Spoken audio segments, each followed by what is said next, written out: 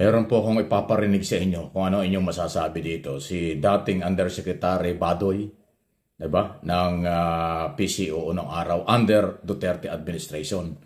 Meron siyang parang hinahanapan niya, sinisisihan niya, o sinisisi niya, or parang may panunumbat pa sa ating Pangulong Marcos bago ko ipaliwanag at bago tayo magbigay ng opinion. Maiksi lang po ito. Sure, the suppression of SMNI. You've not said a word about it, and you're the president, no? And this is the Mr. President, this is the network that gave you, that really supported you, the only network when you were campaigning. Correct. No, the only network that gave you that kind of support that you needed at that time para mapakilala sa taong bayan, no? So, pero nagagawa ninyo ito sa... Oh, yan. Una, ang... Ayan, no? Ang lupit, ano? Nakuha nyo? Ha? Nakuha nyo yung, parang may panunumbat na. Eto, kaya ako natatawa. Alam nyo kasi, kahit pa paano, maniwala kayo sa akin o hindi, ako po yung mayroong idea kung ano nangyari before, during election. Kasi nandudun pa ako sa SMNI ng mga panahong yun. Parang gustong palabasin itong si Badoy. Badoy, ano ba yan? Badoy o Badoy? Badoy o Badoy? Anyway, gusto niyang palabasin, SMNI ang nagpakilala or tumulong kay Pangulo, kaya daw nailabas ang kanyang mga programa ng eleksyon. Parang pinapalabas niya, SMNI lang ang nag-interview at nagbigay ng pagkakataon kay noon ay Bongbong Marcos. Ang laki po ng sablay na naman, ang laki na, ang fake news na naman ito. Alam niyo bakit? Si Marcos, BBM nung araw, lahat ng network gusto siyang imbitahan, gusto siyang interviewin, gusto siyang maging guest sa mga debate. Ayaw ni Marcos. Dahil wala siyang hilig sa mga ganon noong mga panahong yon during election campaign. Ang SMNI po, ang talagang gumawa ng paraan para ma-penetrate nila si Marcos, para mabigyan ng pagkakataong kanilang ma-interview. Hindi po si Marcos ang nagpumilit sa kanyang sarili o yung kampo ni Marcos para ma-interview ng SMNI. Ang SMNI naghahabol, naghahanap kay Marcos noong mga panahong yun. Okay? Pinagbibigyan lang ni Marcos, ni BBM noon, na siya ay ma-interview at maharap doon sa debate.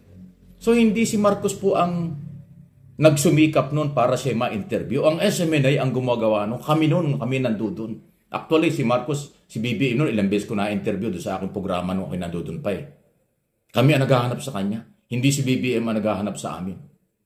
So hindi totoo na SMNI lang ang nagbigay ng pagkakataon kasi ayaw nga ni Marcos na magpa-interview ng ganun-ganun kung saan-saan Kanya kampanya lang.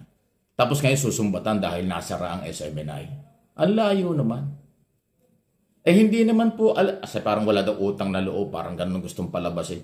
Alam nyo, yung bagong Pilipinas, hindi ho ang layo nila pagbibigay ng utang na loob sa mga nakatulong sa kanya, voluntary or kanya nilapitan para makatulong.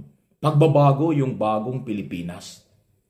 Nasanay kasi itong si Badoy nung panahon nila o pagbibigay ng utang na loob Pagbibigay ng mga nakapwesto sa gobyerno na tumulong siguro sa kanila, utang na loob. Ilang dekada na ang ating gobyerno, ang style puro utang na loob after election, iniuupo yung mga supporters ng eleksyon. O anong nangyari sa atin? Ilang dekada na tayong naghihirap.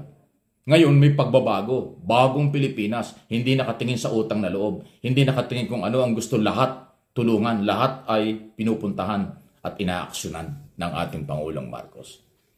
Alam niyo, ang aking tingin dito, ang aking analysis at opinion dito, may pagkasablay na naman sila rito. Huwag kayong manumbat, huwag kayong manisi, kasi hindi naman